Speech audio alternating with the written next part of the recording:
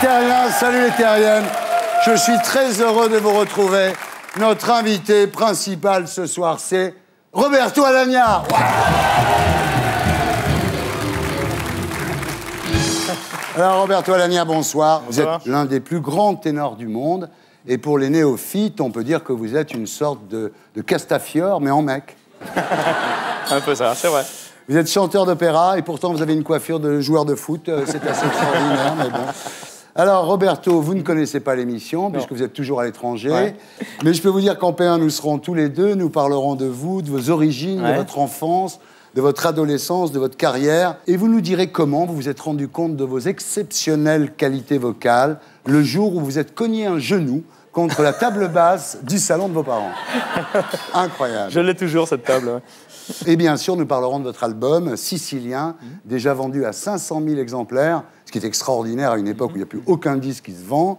On parlera aussi de vos tournées des Zéniths en France et de Bercy le 20 avril. Voilà. En P2, nous accueillerons deux nouveaux invités pour commenter avec nous l'actualité de la semaine. Daniela Lombroso, à qui Nicolas Sarkozy vient de remettre la Légion d'honneur. Et Daniela répondra à la question que tout le monde se pose, pourquoi ? Alors, Daniela nous parlera également de Shabada, l'émission qu'elle présente tous les dimanches à 16h05 sur France 3. Le problème, c'est que c'est l'heure où tout le monde fait la sieste devant Drucker. Toujours en P2, nous recevrons Éric Raoult, député maire UMP du Raincy, qui affirme faire partie de la droite dure, la droite camembert, comme il dit. Nous demanderons si c'est bien celle qui pue quand elle ouvre la bouche. En P3, après Guillon et le zapping, nous accueillerons nos invités du samedi 20h. Ce soir, Lucina Duriez et Patrick Tess, respectivement propriétaires et gouvernantes de l'hôtel Les Relais Bleus. Ce sont des victimes du crash du Concorde à Gonesse il y a 10 ans. Crash dont le procès s'est ouvert cette semaine. Voilà. L'émission s'appelle Salut les terriens et le groupe Les Gréments de Fortune. Alors, Roberto, rebonsoir. Donc, d'un garage de la banlieue parisienne aux scènes des plus grands opéras du monde, votre vie est inimaginable, on va voir. Vous êtes né dans le 9-3, comme Joe Star. D'ailleurs, la première fois que vous avez entendu du Mozart, vous avez dit « Putain, bébé, c'est de la balle ». Vous êtes né donc dans le 9-3, à Clichy-sous-Bois, le 7 juin 1963, dans un garage prêté par un ami de votre père. Pourquoi dans un garage ?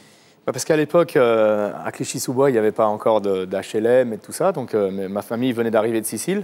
Et il fallait s'arranger pour avoir des logements. Et ce voisin, il a proposé ce garage à mon père. Mon père était maçon, donc il l'a transformé en un joli nid. Et voilà, je suis né là-dedans. Mais c'était bien. Alors, vous êtes un bébé fragile, hein, vous êtes presque mort-né. Vous dites « Ma survie est un miracle ».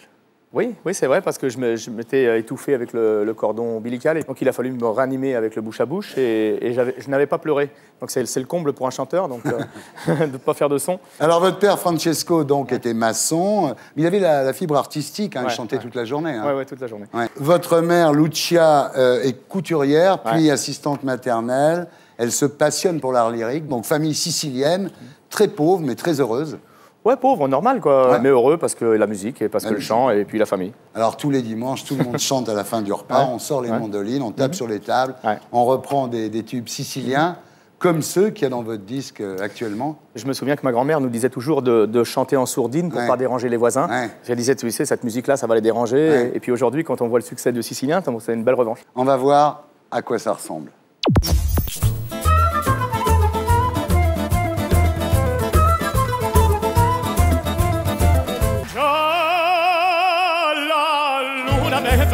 Mamma mia, si salverà, flore bella per danzare che in amor non mancherà. Già la luna mezzo al mare, mamma mia, si salverà, flore bella per danzare che in amor non mancherà. Mexico, Mexico,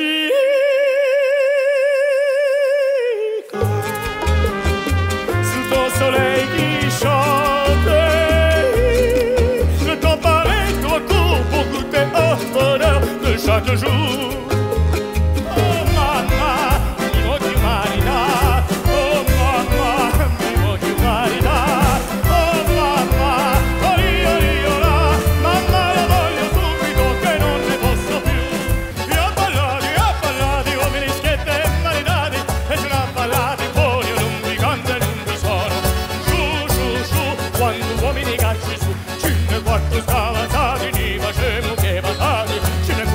cadetti, mi facevo che mi senti. Roberto Alagna, une énorme star. Génial. Alors à l'époque, évidemment, l'exil est encore proche. Il n'y a pas de télé pour voir le pays, pour entendre la langue. Et chanter, c'est tout ce qui vous raccorde avec votre famille au pays, à la Sicile, quoi. C'est vrai. C'est pour ça qu'on fait ça du matin au soir. Ouais. Ouais. Alors votre père chante aussi, évidemment. Donc il a son petit poste de radio, il apprend tous les tubes du hit parade. Alors il chante Tom Jones, il chante Claude François. Hein tous les chanteurs du hit parade. Et c'est comme ça que vous découvrez en fait la variété.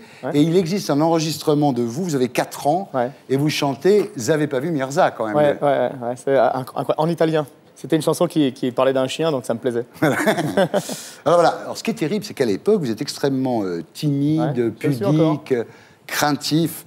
Vous chantez vos premières chansons en cachette devant votre sœur, qui doit garder le secret, etc. Hein? Bah oui, parce qu'il y avait quand même des sacrés chanteurs dans la famille, et donc moi je passais derrière, j'étais un peu timide, donc voilà, donc je me cachais, et puis j'ai pris confiance avec la guitare, quoi. C'était mon armure. Alors voilà, à 12 ans, on vous met au conservatoire pour que vous soyez le premier de la famille à savoir lire la musique, mais vous détestez le solfège. Hein. C'était le côté académique qui me dérangeait, il fallait aller à une certaine heure, et moi j'aimais bien être un petit peu... J'étais complètement anti-académique. Alors, c'est l'époque où vous découvrez le rock'n'roll. Vous avez un vrai coup de foot pour le rock'n'roll. C'était surtout pour Elvis. En fait, ce qui me plaisait chez Elvis, c'était la voix. C'est vrai qu'Elvis, il a fait au Sole Mio. Ouais. It's now or never. It's now or never. Come hold me tight. Kiss me, my darling. C'est beau. Et voilà. Alors, à 15 ans, malgré l'opposition de vos parents, vous commencez à chanter tous les week-ends en public dans une pizzeria, la pizzeria d'un copain de classe, et vous avez énormément de succès, les gens font la queue. Hein. Oui, ça s'appelait l'Etna. Les gens mettaient des billets sur la guitare, c'était assez réconfortant. Oui, bien sûr. On voyait le succès tout de suite, quoi. À 17 ans, là, vous passez dans les cabarets parisiens, le Pussycat, la Madrague, le Don Camillo. Chez Vincent et tout ça, Vous chantez de minuit à 6 h du matin, vous faites 70 chansons. Ça a duré presque 8 ans. Alors voilà, vous dormez 3 heures par jour, et dans la journée, vous prenez des cours de chant avec un vieux professeur cubain qui s'appelle Rafael Ruiz. Et là, un jour, au comble de l'émotion, ce monsieur vous dit que vous êtes un ténor. J'y crois pas au début. J'appelle ma mère et je dis, tu sais, le professeur me dit que je suis ténor. Elle me dit, non, laisse tomber, c'est parce qu'il veut te prendre de l'argent. Je dis, mais... Et alors là, Pavarotti se rend à Paris et après une séance d'autographe, il écarte la barrière, il s'approche de vous majestueusement, évidemment c'est Pavarotti, il vous prend dans ses bras. Oui, il m'emmène avec lui comme ça dans une petite salle et puis... il vous fait l'accolade italienne, comme dans la mafia. On s'est pas embrassé sur la bouche, mais bon. Mais c'était magnifique parce qu'à un moment, j'ai cru que c'était un rêve. Je croyais que j'avais rêvé parce qu'il est parti comme ça, il s'est engouffré dans une voiture. Tout le monde l'a suivi et je me suis retrouvé tout seul avec mon verre de champagne. Et j'ai cru avoir rêvé et en fait, j'avais l'adresse, son adresse. Donc et voilà. Alors là, vous gagnerez donc le premier prix du concours Pavarotti à Philadelphie, ce qui lance effectivement votre carrière. Pavarotti, le tenorissimo, comme on l'appelait. Le 24 février 88, il a battu le record du monde de rappels. 165 rappels. 1h07 d'applaudissements sans arrêt. C'est incroyable. Il n'y a personne au monde qui a jamais eu ça. Vous, c'est quoi votre record? C'était mérité. Non, mais je sais pas, parce que moi, je suis pas trop pour ça. Mais vous, quand vous faites l'amour, vous avez des rappels quand même, non? Je me rappelle plus. Donc là, vous devenez le 4e ténor, après Pavarotti, Carreras et Domingo. Après, il y a cette géniale love story avec Angela Giorgio. Vous êtes marié sur la scène du Metropolitan à New York par le maire Rudolph Giuliani. Vous devenez le couple star de l'Opéra Mondial. Et le 14 juillet 2005, vous chantez la Marseillaise Place de la Concorde en présence de Jacques Chirac. Et vous dites, ce jour-là, je me suis senti vraiment français. Moi, je suis devenu français sans le demander, simplement parce que j'étais né en France. Et j'ai appris à me sentir français. Donc, mais au départ, c'était difficile, puisque quand même toutes mes racines, mon sang était sicilien. Je me sentais quand même étranger, aussi bien en France qu'en Italie. Et ce jour-là, j'ai pris conscience que mon pays, c'était la France, et que c'était beau de chanter cet hymne magnifique. Qu'on critique souvent, mais qui est magnifique. Alors voilà. Vous faites un boulot quand même très dur, la veille des représentations, des fois vous dormez pas. Hein. Ça me permet d'apprendre des rôles pendant ce temps-là. Alors, ce qui est incroyable, c'est que dans un spectacle, vous perdez 3 à 4 kilos et vous avez des pantalons de scène avec des ceintures intérieures spéciales pour éviter qu'ils glissent quand vous maigrissez en direct. C'est vrai, c'est la vérité. Incroyable. C'est la vérité. C'est génial, enfin, je ne savais pas du tout. Alors, votre visage se gonfle un peu à cause des efforts musculaires que vous faites, c'est ça? Tous les chanteurs d'opéra, vous allez voir qu'en début de carrière, ils ont un visage, et en fin de carrière, ils en ont un qui est le double. Alors, c'est pas la grosse tête, parce que... non, c'est pas ça du tout, parce que les chanteurs d'opéra ne peuvent pas avoir la grosse tête. Parce qu'on met notre titre en jeu chaque soir. C'est un peu comme les boxeurs. Alors, c'est un boulot très prenant. Vous êtes booké jusqu'en 2014. À un certain niveau dans l'opéra, on est obligé de préparer les scènes, les partenaires, les castings, les productions. Donc, tout se fait 5 ans à l'avance. Mais c'est pas simplement pour moi. C'est pour tous les chanteurs d'un certain niveau. Je suis ravi cette fois-ci avec la tournée sicilienne, puisque je vais passer 1 mois en France. Et ça, je suis content parce que ça fait plus de 20 ans que je n'ai pas passé 1 mois d'affilée en France. Donc, à partir du 17 avril, donc, il y a une tournée des Zéniths. Le 20 avril, vous êtes à Bercy. Et puis, alors, il y a le 10, donc, sicilien. 500 000 exemplaires vendus, c'est incroyable, ça n'arrive plus à notre époque. On parlerait pas un petit peu d'opéra aussi, quand même? Ah, vous faites toujours de l'opéra? J'en fais, bien sûr. Parce que chaque fois que vous venez à la télé, c'est pour faire la promo des variétés. C'est vrai. Et merci de le remarquer, parce que d'ailleurs, il y a un joli DVD qui est sorti, aussi en ce moment, et qui s'appelle Orphée et Eurydice, de Gluck, et c'est très beau, je vous le conseille. Vous pouvez pas me chanter un truc sans vous casser la voix, mais juste un petit truc comme ça, genre le parrain, là. Brucia la luna in cielo e io brucio d'amore. Fuoco che si consuma come un lume core, l'anima piange addolorata, non ci dà pace, ma che mala nottata. O tempo passa, ma non aggiorna, non c'è mai sole, si da non torna. Voilà. Oh là là là là! Bravo! Bravissimo! Et nous accueillons Daniela Lombroso. Eric Raoult. Alors, Daniela, bonsoir. Vous êtes ici ce soir dans le cadre de l'opération Rendons hommage à ceux qui font la France, puisqu'après Dominique Farrugia, qui était là il y a 15 jours, nous recevons ce soir une autre personnalité décorée de la Légion d'honneur. Bien sûr, Nicolas Sarkozy aurait pu choisir une philosophe, une scientifique, une écrivaine, mais il connaît moins que l'animateur de télé. Vous, il connaît votre nom, au moins. Alors, on parle de vous, Daniela, maintenant, comme la première animatrice télé à entrer au Panthéon. Ça vous fait quoi? Ça s'est passé comment? Écoutez, très curieusement, puisque j'ai découvert le 30 décembre par un courrier que j'avais la Légion d'honneur. Le 31, c'était dans toute la presse, donc je l'ai su vraiment à quelques heures avant tout le monde. Et c'est très curieux parce que j'ai absolument rien demandé. Je suis ravie, mais c'est peut-être... j'ai enfin la bonne raison. Je la connais grâce à vous. Et dites-moi, vous n'êtes jamais dit, c'est surprise, surprise. Bon, c'est bien la Légion d'honneur, moi je reconnais que c'est vachement bien, mais... Vous l'avez pas, vous? Non, je l'ai toujours pas, mais vous auriez pas préféré la présidence de France Télévisions tant qu'à faire. Bon, comment ça va avec Carolis, alors? Comme vous, mieux. Moi aussi, oui. Est-ce que vous avez commencé à l'aider à faire ses cartons? Donc, vous présentez une émission musicale qui s'appelle Shabada, le dimanche après-midi à 16h05 sur France 3. Est-ce que dans votre carrière, Daniela, vous êtes déjà partie avec un handicap aussi lourd? Rarement. Rarement. En même temps, Shabada s'installe, hein, c'est devenu un vrai rendez-vous. Vous avez doublé vos audiences. Vous savez, c'était un petit papier, un petit écho dans l'IB. J'étais très étonnée au moment où tout le monde se marrait pour la Légion d'honneur. Et il y avait juste ce petit papier dans l'IB qui était très positif et qui disait quand même faire de la chanson française le dimanche à 16h sur France 3, c'est tellement quelque chose, un sacerdoce, que franchement, c'est mérité. Oui, surtout que la télé-réalité a un peu flingué la chanson à la télé ces dernières années. Ah oui, oui, oui. Moi, je trouve en tout cas que ces 10 années ont fait le vide. Il y a très peu de véritables artistes qui ont émergé suite aux téléréalités. On peut parler de Julien Doré, qui est quand même qui a du talent, de Jennifer, Christophe Willem, Nolwenn Leroy. Nolwenn, tout en gros, ça fait 4 Olivia artistes. Ruiz. Olivia Ruiz, mais qui est, on peut la considérer issue de la télé-réalité. En 10 ans, ça ne fait pas beaucoup. Non. Après, ça a écarté tous les autres, ce qui fait qu'ils n'ont pas eu de vitrine pour s'exprimer dans les médias grand public. Alors, Daniela, vous dites tout le temps, je suis une chanteuse ratée. Moi, j'ai voulu vérifier, j'ai écouté votre disque, c'est vrai. Je dis que des trucs vrais.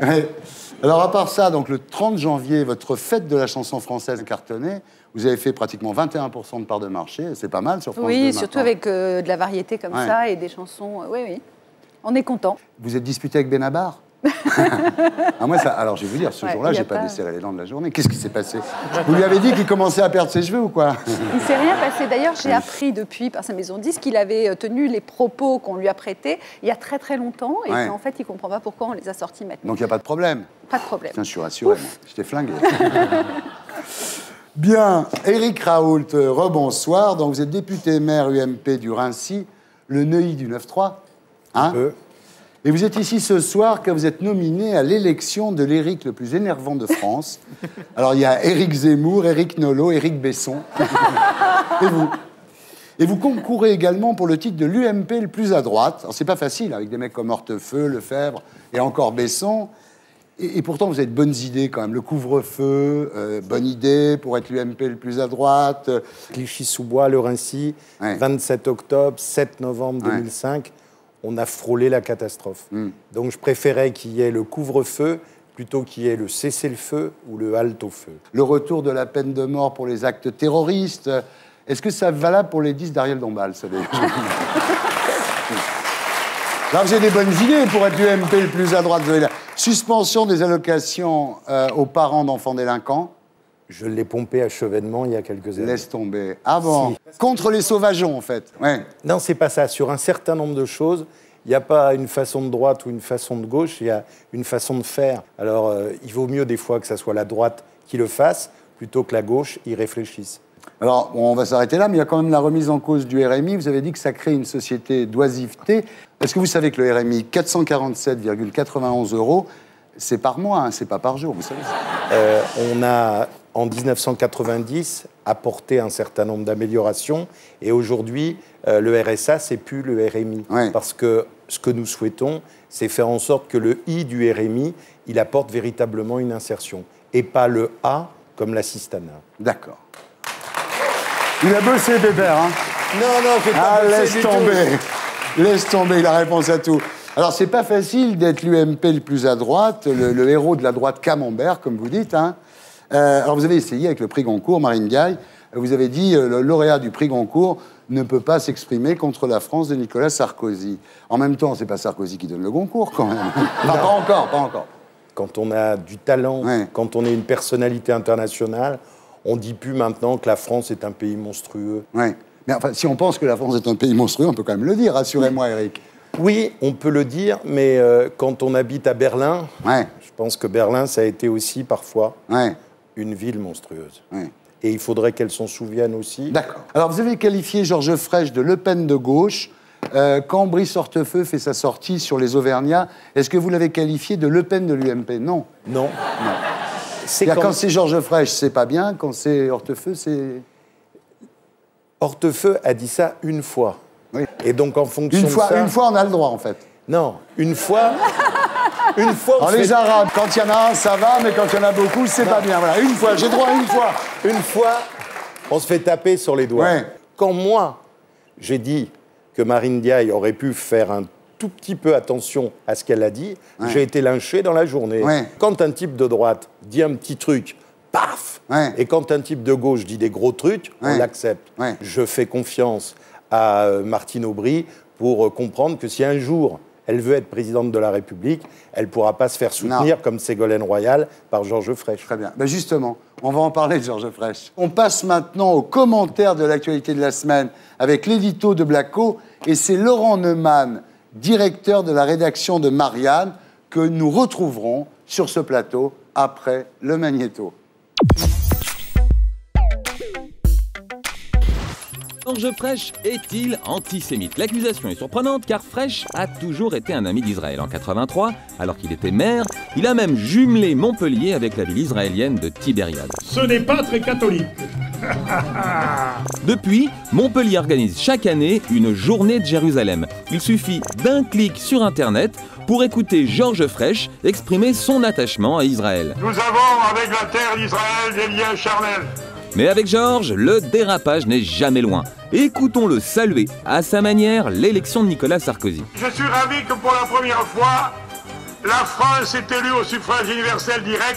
Ce sera mon bonheur dans mon malheur. Est élu un juif président de la République. On avait eu Léon Blum et Mendès France, Premier ministre. mais on n'avait jamais eu un juif élu au suffrage universel. C'est un beau succès. Et en plus, avec Kouchner, ministre des Affaires étrangères, qu'est-ce que vous voulez de plus? Alors, si Frêche n'est pas antisémite, pourquoi lui retirer l'investiture PS régionale? En 2008, lorsqu'Aubry et Royal se disputaient la tête du parti, la fédération de Georges Frêche a voté à 67% pour Ségolène. Alors forcément, si Martine pouvait reprendre le contrôle de cette fédération, ben ça serait un atout avant les primaires pour 2012. Finalement, en écartant Georges Frêche, Martine Aubry pourrait bien faire coup double, ne pas perdre son âme au régional et derrière, gagner les primaires pour 2012. Eh bien, ce n'est pas très catholique, ça veut dire avoir de la méfiance vis-à-vis de quelqu'un. Voilà, c'était l'édito de Blacko, mise en image de Julien Grap. Bravo. Laurent Neumann, bonsoir. Bonsoir. Alors là, ouais, vous pouvez l'applaudir. Alors Eric, vous pensez quoi de cette mode des hommes politiques de dire des trucs racistes et de s'excuser après en disant qu'on n'avait pas compris? Bon, il y en a à droite et il y en a à gauche. Mais pour Georges Frêche, c'est pas la première fois. Ouais. C'est-à-dire que là, on a un peu l'impression que ça fait un peu le parrain. Ouais. C'est-à-dire qu'ils ont peur. C'est quelqu'un qui compte dans sa formation politique, mais qui pèse sur la démocratie. Alors, si la question est de savoir si la phrase est stupide, elle l'est. Oui. Il n'y a pas de doute. Si la question est de savoir si Georges Frêche est antisémite, évidemment pas. Non, Fabius avait déjà attaqué Georges Frêche avant en disant qu'on ne pouvait pas voter pour un mec comme ça dans le Languedoc-Roussillon. La veille du Il jour... répond à Fabius. Certes, il n'est certainement pas antisémite, ça c'est sûr, Georges Frêche, même le CRIF dit qu'il n'est pas antisémite. Mais il est un peu sénile. Non, je ne pense pas qu'il soit sénile. En revanche, quand vous dites, vous, que c'est un Le Pen de gauche, ça c'est débile. Parce que Blakowski parle de Martine Aubry, de Ségolène Royal. À qui profite le crime, d'abord? Quand Malek Bouti dit il ne faut pas utiliser le mot racisme pour des basses manœuvres politiciennes, tout est dit, quoi. Il faut arrêter avec ça, il faut arrêter de faire du buzz là-dessus. Il se trouve qu'on a un peu cherché à savoir dans quel contexte a été prononcée cette phrase. D'abord, quand vous prononcez la phrase dans son ensemble, alors je peux vous dire qu'elle n'a plus aucun caractère antisémite. Au moment où il prononce cette phrase, Madame Mandrou, maire de Montpellier, est au premier rang. C'est vrai. Elle est dans la salle, elle ne réagit pas. Le lendemain, la phrase est publiée dans le quotidien local de Montpellier. Personne à Montpellier ne réagit. Ouais. Cette phrase, elle date du 22 décembre. Donc il a fallu attendre que cette phrase soit publiée dans un hebdomadaire national avec une petite mention rappelant les origines juives de Laurent Fabius pour que tout à coup, à Paris, cette phrase-là fasse scandale. Je peux vous dire qu'à Montpellier, où nos reporters sont allés, c'est pas du tout le même état d'esprit. Moi, je trouve que les vrais antisémites sont ceux qui rappellent les origines juives de Laurent Fabius. Ouais. Ça, c'est antisémite. Et j'ajoute qu'entendre Éric Raoult, qui tient d'ordinaire des propos aussi peu orthodoxes que le Rincy n'est pas Bamako, Barry Ndiaye n'a un droit de réserve, etc. Je trouve ça un peu gag. Laurent, vous ne m'épargnez pas. C'est le moins qu'on puisse dire. Mais j'ai l'impression que lorsqu'il s'agit de Georges Frêche, il y a un traitement à part. Non, parce que figurez-vous que lorsque Hortefeux a tenu ses propos, j'ai dit exactement la même chose. J'ai trouvé ses propos d'une stupidité abyssale, mais ça ne fait pas d'Hortefeux un raciste pour autant, je le pense. Ouais. Et si on ne peut plus rien dire, si le politiquement correct fait que chaque mot d'esprit, chaque trait d'esprit nous interdit de plaisanter sur n'importe qui, eh bien je vous dis un truc, les émissions comme celle d'aujourd'hui, il n'y en aura plus. Oui. Il n'y en aura plus. Bien. Non mais, ce que ça veut dire quand même, c'est que Martine Aubry aurait utilisé ça pour flinguer un pro-Ségolène. En gros, c'est ça l'histoire. Ça fait 6 mois que la direction du Parti Socialiste essaye de reprendre la région Languedoc-Roussillon à Georges Frêche. Voilà. Ils attendaient un prétexte, ils l'ont. Derrière cette polémique à 2 balles, il y a de la politique politicienne. Bah oui. Voilà. Dites-le aux gens, là. C'est salut les terriens. Je le dis.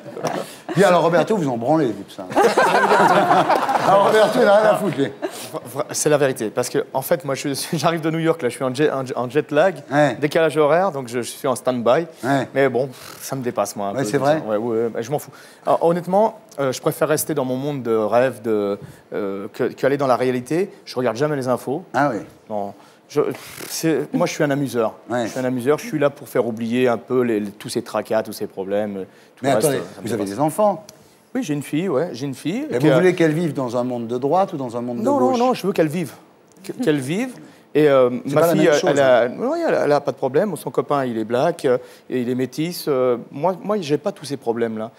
Chez nous, c'est plutôt un truc de relation entre les hommes qui marche. On a une éducation qui est de la tolérance. On n'a jamais rien demandé à personne. Même les bourses, on parlait de bourses. Moi, j'en ai jamais eu de bourse. Pourtant, mes parents, ils n'avaient pas les moyens de me faire des études. Voilà, des fois, de temps en temps, il faut aussi... prendre conscience que la vie est difficile pour tout le monde. Des fois, il y a des injustices. Bon, mais il faut essayer de trouver au fond de soi-même une force qui nous donne envie de continuer.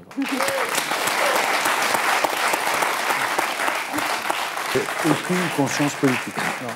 Je m'en fous. C'est pareil, on parle de Légion d'honneur, tout ça. Moi, j'ai tout ça. J'ai le mérite, l'honneur, le chevalier, tout. Enfin, j'ai tout. Mais il manque juste un abonnement à Marianne, en fait. On va s'en occuper. Et en fait, j'ai jamais rien demandé. Ouais. Alors, le titre de Marianne cette semaine, c'est « La peur de perdre » en 2012. C'est-à-dire que jusqu'à présent, Nicolas Sarkozy se croyait invincible, et puis il s'est passé un certain nombre de choses depuis la rentrée de septembre qui font que la peur de perdre, elle a changé de camp. Je vous rappelle l'affaire Jean Sarkozy, récemment l'affaire Henri Proglio, et puis la relaxe de Dominique de Villepin. Et dans le numéro qui sort ce matin, on a testé Dominique de Villepin. Et figurez-vous que Dominique de Villepin, au premier tour, quel que soit le candidat de la gauche, il prend 10 points au premier tour. 10 points. L'information, la vraie, c'est qu'il en prend peu, bizarrement, à Nicolas Sarkozy au premier tour, mais en revanche beaucoup à François Bayrou. Ça, c'était un peu attendu. En revanche, au second tour, on se rend compte que Nicolas Sarkozy n'a plus de réserve. Et quand il se retrouve face à Dominique Strauss-Kahn, et ça, c'est une première, l'écart est conséquent. Il est désormais battu par Dominique Strauss-Kahn, 52-48. Et puis, dans le camp d'en face, on sent quelques frémissements. Alors, c'est pas encore le triomphe, c'est pas la gloire. Non, mais Martine a mis des boucles d'oreilles, elle se maquille, elle s'habille. Voilà, elle y va, Martine. Ça commence à aller un peu mieux. Le Parti socialiste commence à être un peu plus audible sur toute une série de sujets. Et du coup, comme dirait Thierry Roland, on a un peu l'impression que les mouches ont changé d'âne. Voilà. Les mouches ont changé d'âne, mesdames, messieurs. Très bien. Alors, on continue notre commentaire de l'actualité de la semaine avec l'édito de Blacko 2. Il y a un problème avec la justice en France. Dès qu'on dit qu'elle est indépendante... Je crois fondamentalement dans l'indépendance de la justice. Bah ouais, ça fait marrer tout le monde. Prenons le procès Clearstream. Vu que le président se mêle de tout, on se demande bien pourquoi il n'aurait pas poussé le procureur à faire appel contre Villepin. Par respect pour nos institutions, peut-être. Ouais, vous avez raison. Imaginons pourtant que le procureur ait décidé de ne pas faire appel. Ça n'aurait pas empêché le PS de crier au loup. Si le procureur n'a pas fait appel, c'est parce que ça arrange le président Sarkozy. Comme ça, il se traîne pas Villepin comme un boulet jusqu'en 2012. T'as raison, Martine. Mais si ça se trouve, dans cette histoire, Nicolas Sarkozy n'a exercé aucune pression sur le procureur. Jean-Claude Marin n'a eu ni instruction, ni incitation, de quelque nature que ce soit, pour prendre sa décision. N'empêche, même Badinter a déclaré que cet appel était tout à fait logique. Si les deux qui sont condamnés font appel, le ministère public fait presque toujours, je dirais communément, appel contre les trois. Il n'y a rien d'étonnant, c'est la justice à l'ordinaire. Si ça se trouve, dans cette histoire, Sarkozy aurait préféré une relaxe, mais comme le procureur est très indépendant, il a décidé de faire appel. Merci Blacko. Alors, comme dit tout le temps Sarkozy, à quoi ça sert d'être président de la République si on ne peut pas commander aux juges, à la police et aux animateurs télé? Voilà. Alors, vous en pensez quoi, vous? Je crois que le problème n'est pas l'appel. Je crois que le problème, il est avant. Nicolas Sarkozy n'aurait jamais dû se porter partie civile dans cette affaire. Contrairement à ce qu'il croit, il n'est pas un citoyen comme les autres, notamment face à la justice. Il est le patron du parquet, directement, on peut le dire comme ça, et donc on le voit bien à l'occasion de cet appel, même dans l'hypothèse où le procureur a fait appel de façon indépendante, ce que personne ne croit, mais même si c'était le cas, ça crée un soupçon sur la justice parce que le président de la République est juge et partie. Il est sur le banc de la partie civile et c'est à lui de décider si on doit faire appel ou pas. Non. Donc, en réalité, l'erreur, elle est antérieure. Et je crains qu'il ne le paye cher. Parce que, encore une fois, je reviens à ce fameux sondage. Aujourd'hui, auréolé de cette relaxe, Villepin peut envisager une carrière politique dans les 3 ans qui viennent et éventuellement de se présenter. Et s'il se présente, ça peut faire mal à Nicolas Sarkozy au premier tour. Laurent Neumann, vous auriez eu votre nom. Oui. Comment vous auriez réagi? Je peux vous répondre. Il y a des gens qui étaient sur ces listings et qui ne sont pas partie civile. Alizé. Mais le président de la République, lui, n'est pas injusticiable comme les autres. Oui, mais tout le monde le sait. Ça ne le sert pas forcément, Nicolas Sarkozy. Mais en l'occurrence, il a dit que lui n'interjetait pas appel. Il n'a pas le droit. Il n'a pas le droit. D'accord, donc il n'a rien fait. Il n'a pas le droit. Il n'interjetait pas appel, mais en l'occurrence, la particularité, c'est que véritablement, il y a de quoi être blessé avec une affaire semblable. Oui, les Français souhaitent que ça s'apaise, mais ils veulent aussi qu'il y ait la vérité. Daniela, maintenant, vous jouez votre carrière à la télévision dans les 5 prochaines années. Vous en pensez quoi? Je ne vois pas l'affaire, c'est encore une fois, je trouve qu'on a une tendance, et les médias font beaucoup ça, à faire des affaires avec des toutes petites choses parce que ça arrange les uns ou les autres et que finalement tout ça, c'est beaucoup de manipulation. Voilà, mais c'est important. Et que quand il y a des vraies questions qui se posent et des vrais débats, on n'en discute pas. Ça confirme quand même que les haines à droite valent largement les haines à gauche. Oui. On peut dire ça. Il n'y a pas de haine chez les journalistes? Non. En fait, ce que supporte pas Sarko, c'est que Villepin a voulu le mouiller et Sarko, il rétrécit au lavage. Non, vanne pourrie. Quand je pense qu'on paye des auteurs pour écrire des vannes aussi pourries, ça fait vraiment chier. L'autre vanne, c'est qu'à 50 ans, quand t'as pas eu de relax, t'as raté ta vie. Voilà, re-vanne pourrie. Bien, en tous les cas, Roberto, merci d'avoir été avec nous. Merci. Je suis très heureux de vous avoir eu. Laurent, merci d'avoir été avec nous. Marianne, la droite commence à... C'était ce matin dans tous les kiosques. Merci beaucoup. Voilà. Et nous accueillons nos invités du samedi 20h ce soir, Lucina Duriez et Patrick Thès. Bonsoir. Alors, Lucina, Patrick, vous étiez respectivement propriétaire et gouvernante de l'hôtel Les Relais Bleus et vous êtes des victimes du crash du Concorde à Gonesse il y a 10 ans et dont le procès s'est ouvert cette semaine. Voilà. Comme quoi, Éric Raoult, la banlieue, ça peut être dangereux. Alors, vous savez que Jean-Marie Bigard a déclaré qu'il n'y a aucun avion qui s'est écrasé à Gonesse. On en reparlera plus sérieusement à 20h. En attendant, j'accueille Stéphane Guillon.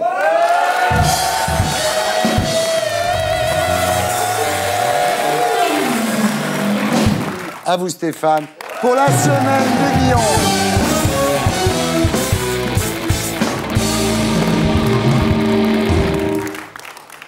Cette semaine, à Paris, s'ouvrait le procès du plus grand scandale touristique de ces 10 dernières années. Comment un voyage de luxe à plusieurs milliers d'euros et qui devait emmener un groupe d'Allemands en croisière dans les Caraïbes a-t-il pu se dérouler dans un hôtel minable de Gonesse? Un accueil détestable, plusieurs bagages perdus ou éventrés, le tout sous une chaleur accablante. D'accord. Christine Boutin fustige un film d'animation destiné à sensibiliser les classes de CM1 et CM2 contre l'homophobie. L'histoire de 2 poissons garçons, un poisson chat et un poisson lune, qui tombent amoureux. Il paraît que c'est vraiment dégueulasse. Hein. Ils se frôlent les écailles, ils se mettent des coups de nageoire. Et puis l'exemple pour les gamins, le jour où en sport ils vont aller à la piscine, ça va être terrible. Hein. Pourquoi pas un film de sensibilisation sur les lesbiennes pendant qu'on y est? L'histoire de 2 moules qui se frottent.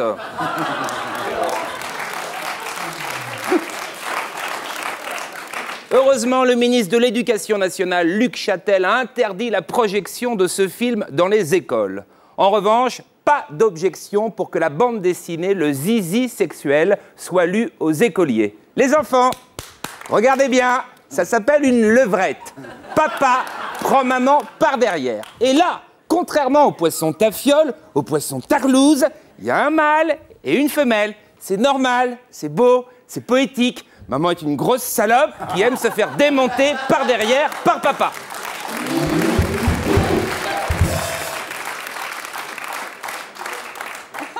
On reste avec Christine Boutin qui prépare un livre sur les homosexuels intitulé « Les gays font-ils peur ?»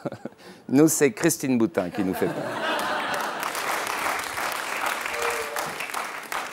Une contractuelle portant le voile va passer en conseil de discipline. Ah bah ouais, c'est normal. S'il y a vraiment un type de femme qu'on a envie de voir entièrement, c'est bien les contractuelles. Elles sont généralement super jolies, affables, souriantes. On peut discuter. Ah, faut surtout pas les cacher.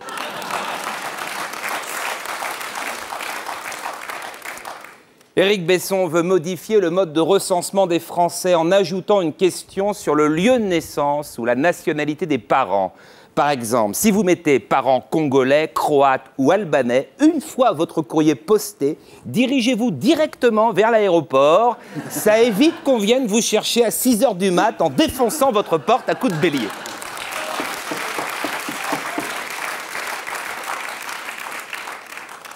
Les amis de DSK inquiets de la montée de Martine Aubry. C'est la première fois que les amis de DSK s'inquiètent de la montée d'une femme.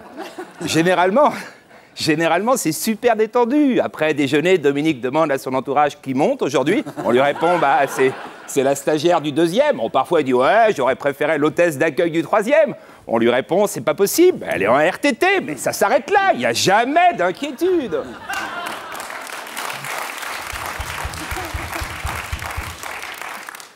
Après la fin tragique de l'Agrippa, plus aucun mort en France, Roselyne Bachelot se lance à corps perdu dans un nouveau combat, la contraception. 90 millions de pilules vont être distribuées à tous les Français. Filles, garçons, bébés, enfants, vieillards, tout le monde peut tomber enceinte. Faites hyper gaffe.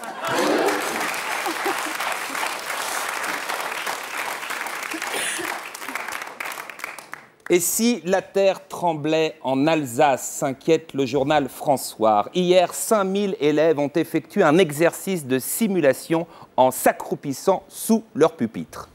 C'est vrai que ça a l'air hyper efficace, ça protège vachement. C'est con que les Haïtiens n'y aient pas pensé, quoi. Ils pensent à rien, les Haïtiens. Tiens, un pupitre, un chapeau, un cahier de texte, quelque chose. Merde!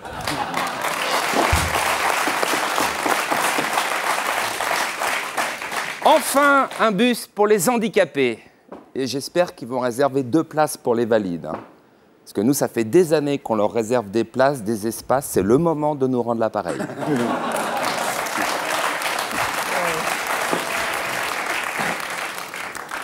L'Italie stoppe la pêche au thon. Il faut dire que ces dernières années, son leader, Silvio Berlusconi, en avait pécho une quantité phénoménale.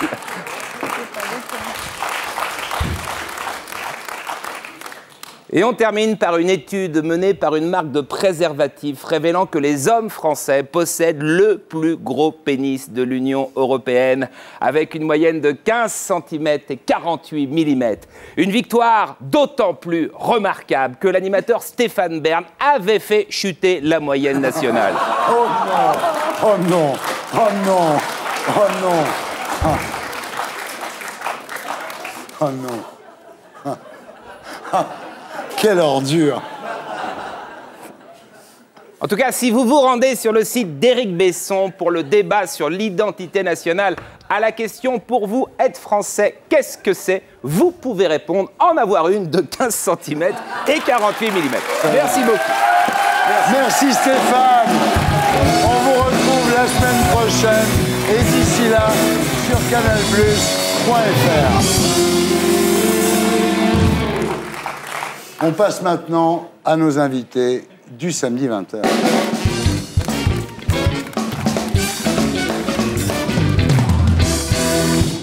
Alors, Lucina et Patrick, rebonsoir. Lucina, vous avez 44 ans. Vous êtes d'origine polonaise. Vous êtes mariée à un Français. Vous êtes en France depuis 15 ans. Vous avez 2 enfants de 13 et 28 ans.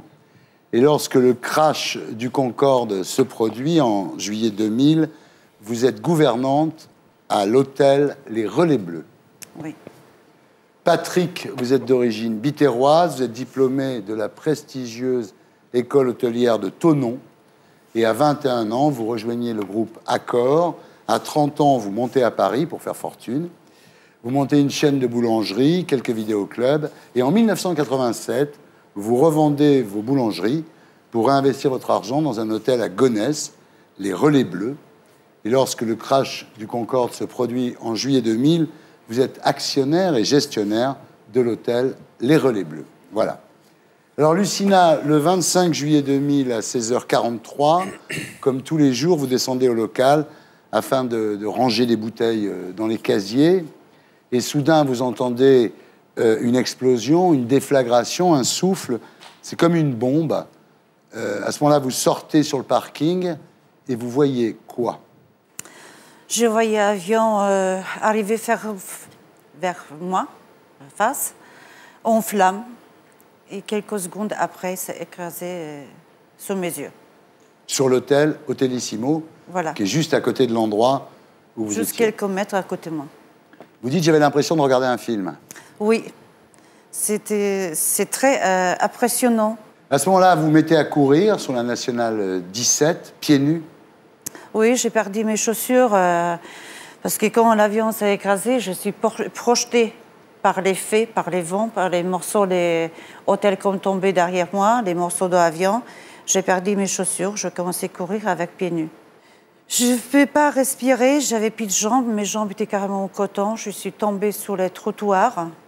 Et après, j'essayais tout petit peu à tout petit peu reprendre les souffles. Mais en voyant toutes les voitures comme arrivent, tout le monde est au téléphone, tout le monde y regarde, qu'est-ce qui se passe? Mais il n'y avait personne pour ouvrir la porte de la voiture. Il demandait, « Madame, est-ce que vous êtes blessée ou qu'est-ce que vous avez ?» Il n'y avait personne. C'est-à-dire que là, vous êtes au bord de la route, accroupi par terre, les gens filment le crash avec leur portable, personne vous aide, personne ne s'intéresse à vous, aucune bienveillance, aucune compassion de la part des gens. Aucun. Et vous dites que si vous aviez sorti les poubelles un peu plus tôt, vous n'auriez pas survécu, parce que finalement, on a retrouvé les corps des pilotes à côté du transformateur de l'hôtel. Voilà. On n'avait pas le temps pour s'échapper. On n'avait pas le temps. Alors, Patrick, le 25 juillet 2000 à 16h43, vous êtes assis dans votre bureau, les fenêtres ouvertes parce qu'il fait chaud. Vous êtes en train de négocier avec une agence de voyage pour remplir votre hôtel au mois d'août. Soudain, vous entendez un bruit absolument énorme, impossible de poursuivre votre conversation. Là, vous vous retournez vers la fenêtre et vous voyez quoi? Immédiatement, j'ai reconnu le Concorde. Ouais. Il était en flammes, il gîtait fortement. Et sa trajectoire me laissait penser, sans aucun doute, qu'il allait frapper la façade de mon établissement. Je me suis dit, tu vas mourir. Tu vas mourir, il te reste quelques secondes à vivre, peut-être. Et j'ai mis à profit ces secondes pour partir en sens inverse de l'endroit où je pensais que le Concorde allait frapper la façade. Et arrivé dans le couloir, le choc énorme, les lumières de l'hôtel s'éteignent, les alarmes se mettent à sonner. Et puis, au milieu du couloir, je suis vivant. Pas de feu autour de moi, pas de fumée. Je me suis dit, bon, mais ça y est, j'ai compris, il est tombé avant, il est tombé après, il n'est pas tombé sur nous. Il y a 109 morts dans le Concorde et il y en a 4 à l'hôtel Hôtellissimo. Parfaitement. Alors, vous sortez à ce moment-là et vous voyez quoi? Un mur de feu de plusieurs dizaines de mètres de long, pour ne pas dire 200 mètres ou 300, un étage et demi de haut. Et l'odeur doit être terrible dans ces moments-là. Alors l'odeur, kérosène, chair brûlée, oui, c'est horrible. Cette odeur m'a poursuivi des semaines et des semaines, à tel point que j'en ai fait une espèce d'allergie. J'ai même consulté à cet égard, mais il n'y avait rien. C'était psychologique. Alors, il y a un jeune garçon qui arrive à ce moment-là. Il est affolé, il dit « Ma mère est dedans, ma mère est dedans ». Vous ne le reconnaissez pas alors que c'était votre voisin. Et c'est le fils de Michel Frichetot, la propriétaire de l'hôtel Hôtellissimo sur lequel le Concorde est tombé. Et cette personne, Madame Frichetot, finira par sortir du brasier. Elle avait le visage brûlé, les cheveux brûlés, et puis les avant-bras, il y avait des morceaux de peau qui pendaient. Oui, qui pendaient, oui. Alors, Lucina, est-ce que vous avez eu des séquelles après ça? J'étais restée les 4 ans quand même en accident de travail. Après, j'étais restée 10 ans en chômage. J'ai perdu mon travail. Je ne dormais plus. Je dormais avec les couettes dans les mains. Vous dormez assise avec les pieds par terre parce que vous pensez que si quelque chose arrivait, ce serait plus facile pour vous de vous évader, c'est ça? Voilà, parce que c'est... Quand j'ai sorti de l'hôtel, il y avait une porte coulissante. Et en général, tous les jours, ces portes, ils sont fermées. Oui. Ces jours-là, les portes étaient restées ouvertes. Oui. Et grâce à cette porte-là, j'ai arrivé de sortir. Sinon, aujourd'hui, je ne suis pas avec vous. Plus possible non plus d'allumer une cheminée sans y penser. Je regarde mon cheminée, j'ai pleure. Ouais. Vous avez une culpabilité certaine d'avoir survécu. Oui, et par moments, il y a des jours, je préfère être avec les autres. Peut-être ma vie pour ma famille sera peut-être plus simple. Et même pour moi, c'est moi de souffrance. En fait, ce jour-là, c'est votre vie qui a explosé. Ma vie est partie en fumée avec l'avion. Vous pouvez plus prendre l'avion, c'est-à-dire qu'avant, vous alliez en Pologne voir votre famille. Oui. Maintenant, c'est eux qui sont obligés de venir. Oui, je ne peux pas prendre avion, ni train, ni bus. Je suis en difficulté. Je suis en difficulté même pour ma propre voiture. Je ne peux pas me déplacer plus comme 2-3 kilomètres. Mais j'ai peur. Ouais. J'ai peur surtout pour rester derrière les camions ou les bus. J'ai peur. Quelquefois, j'ai envie de rester ma voiture sur les routes, claquer la porte et aller à pied. Est-ce que vous avez vu des psychiatres, des psychanalystes, des psychologues? Au départ, je l'ai vu, je crois, ces 3 semaines, psychologue. Après, j'étais restée 1 an avec mon médecin traitant. Et après, je me suis allée vers psychiatre parce que on n'est pas réussi avec mon médecin traitant. Donc, vous vivez avec ça toute la journée? Toutes les journées. Bon, bah, c'est très dur à vivre. Je souhaite à personne de vivre ça. Parce que notre vie, il change de la manière qu'on ne peut même pas imaginer. Ouais. Alors, Patrick, vous aussi, vous avez subi des séquelles très fortes après cet accident, dépression. Avec votre femme, ça allait très mal aussi. Vous étiez au bord du divorce, non? Tout à fait, oui. Mais là, la dépression est venue de 2 circonstances, je crois. D'une part, le choc lié à la catastrophe. Parmi les 4 victimes, j'en connaissais une très bien. Et aussi un dommage économique. Ce dommage économique m'a fait penser à un moment donné que j'étais ruiné. Je me suis dit, ça y est, t'es foutu. Et alors là, ce qui est terrible, c'est que maintenant, vous n'arrivez plus. C'est un peu comme si votre ressort intérieur était cassé. C'est-à-dire que vous, le mec dynamique quand même, qui monte la chaîne de boulangerie, les vidéoclubs, enfin, vous étiez quelqu'un d'assez agressif sur le plan commercial. Là, d'un seul coup, le ressort est cassé, quoi.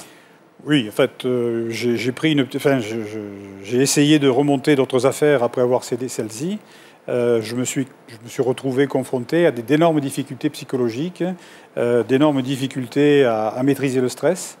Et donc, je me sens diminué, largement diminué. Là, par exemple, vous avez monté une affaire de vente de produits d'entretien par Internet parce que, comme ça, vous n'êtes pas obligé de voir des gens. C'est un peu ça, l'histoire. Exactement. Pratiquement pas de relations humaines, pratiquement pas de stress, puisque je vends des trucs tout prêts, prépayés. Donc, donc j'ai tendance à décliner sur le plan de mes activités professionnelles et de m'isoler aussi. M'isoler sur le plan humain.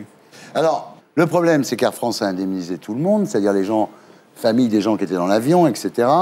Madame Frichtot, donc la propriétaire de l'hôtel Hotellissimo, a été indemnisée. D'ailleurs, c'est pour ça qu'elle ne se montre pas.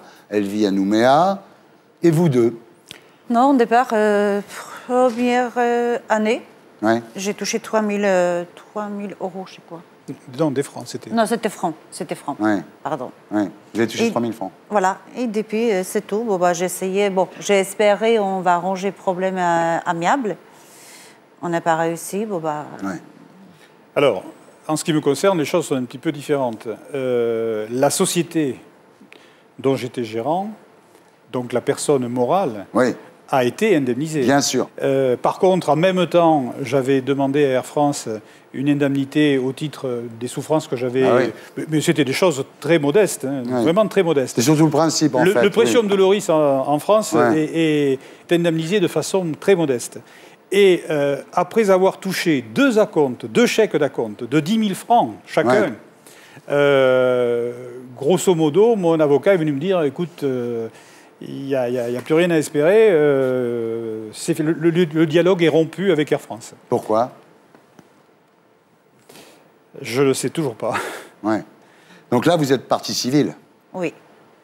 Tout à fait. Ça se présente comment, l'affaire? Pour le moment, très technique. Qu'est-ce qu'on peut dire? Il y a un manque d'humanité. Que quand il y a une catastrophe comme ça, on en parle les premiers jours. Après, il y a les gens qui vont voir autour. Et puis, on oublie qu'on aurait pu y être. Moi, c'est au bord de mon département. C'est-à-dire que le témoignage de ces 2 personnes nous culpabilise. et nous dit que bon, il faut assurer ensuite un suivi personnalisé, et que bien souvent les grandes sociétés aériennes se renvoient la balle parce que c'est pas qu'une question de sous, c'est une question de vie. Voilà, tout à fait. Donc on va suivre le procès du Concorde avec encore plus d'attention maintenant qu'on vous connaît. Merci. C'était Salut les Terriens avec Roberto Alagna pour Sicilien et sa tournée dans tous les zéniths de France. Daniela Lumbroso pour Shabada le dimanche à 16h sur France 3. Et demain, il y aura Garou, Patricia Cass, Richard de Tener et Bosso, Patrick Bosso, voilà. Eric Raoult pour l'ensemble de son œuvre.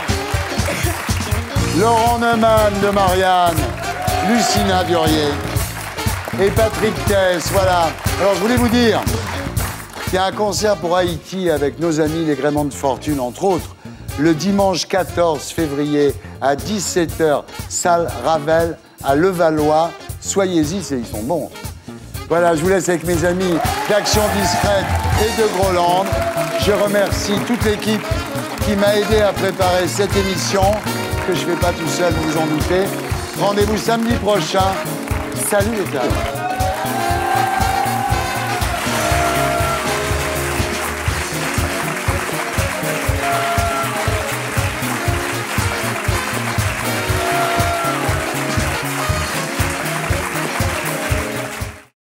Et pour être sûr de ne rien rater de Inarditube, abonnez-vous et mettez un pouce bleu.